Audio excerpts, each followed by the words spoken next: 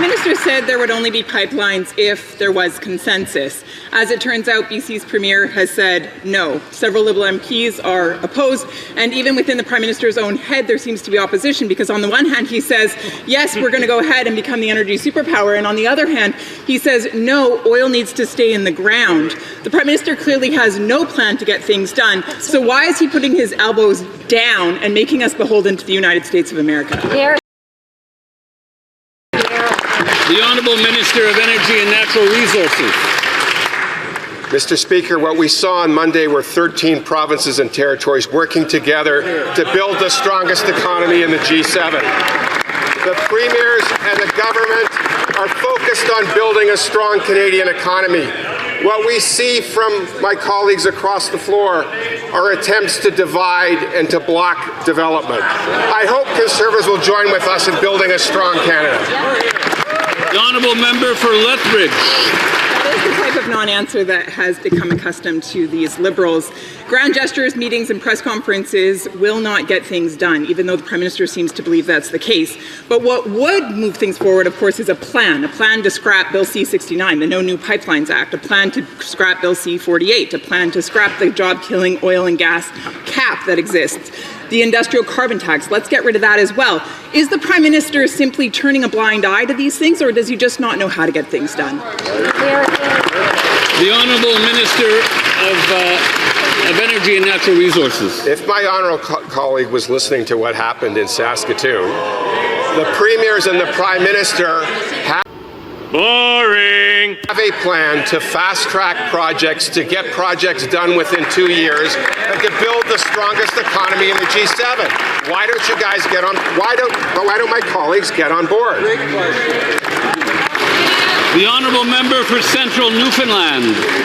Mr. Speaker, no consensus. That's reality this week on getting Western oil and gas to Tidewater.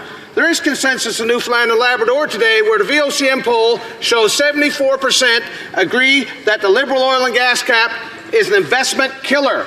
No pipelines are required to get Newfoundland and Labrador's 2.5 billion barrels of oil to world markets, or its 12.5 trillion cubic feet of gas to Tidewater. It's already there. So will the Prime Minister put his money where his mouth is and get rid of his investment-killing cap and bring prosperity back to the Atlantic Canadian oil and gas patch? Well, we're waiting.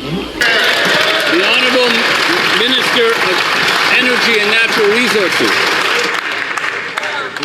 We will build and protect our economy from American tariffs and win the trade war. But to find new markets for Canadian energy, emissions in every barrel of oil must be reduced. Serious investment in carbon capture must happen.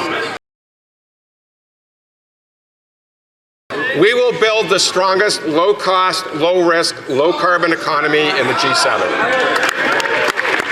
The Honourable Member for Regina Louvain. That sounds like a hard no to me.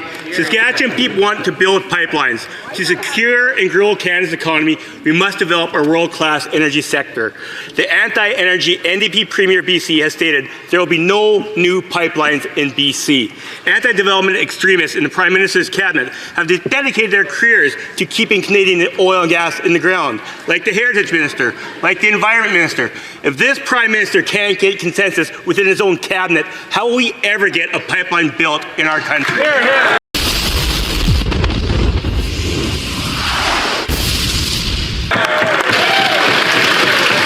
The Honourable Minister of Energy and Natural Resources. Again, I would say they need to go, my honourable colleagues need to look at the tapes. The Premier of Saskatchewan was supportive. The Premier of Alberta was supportive. The representative from British Columbia was supportive.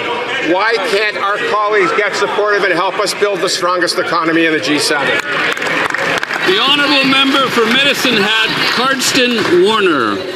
The Prime Minister and his Energy Minister say there will be no pipelines without a consensus, but buzzwords don't build pipelines. How is consensus realistic when the BC's NDP Premier has already ruled out a new pipeline? There's currently no proponent for an eastern pipeline, and the Prime Minister himself calls for Canada to be an energy superpower one day, and the next day insists that half the other reserves need to stay in the ground. Yeah, I know that, dude. Half of the PM's own cabinet wanted to see Canada's oil industries die and spent the past decade trying to kill it. If the Prime Minister can't find consensus within his own cabinet, how does he plan to approve a pipeline? Exactly. The Honourable Minister of Energy and Natural Resources. Again, we've answered this question. Premier Moe said it was the best meeting he has been to as a premier. Best First Minister's meeting. Premier Smith said it was we have an opportunity for a grand bargain. Why don't you help us get to the grand bargain?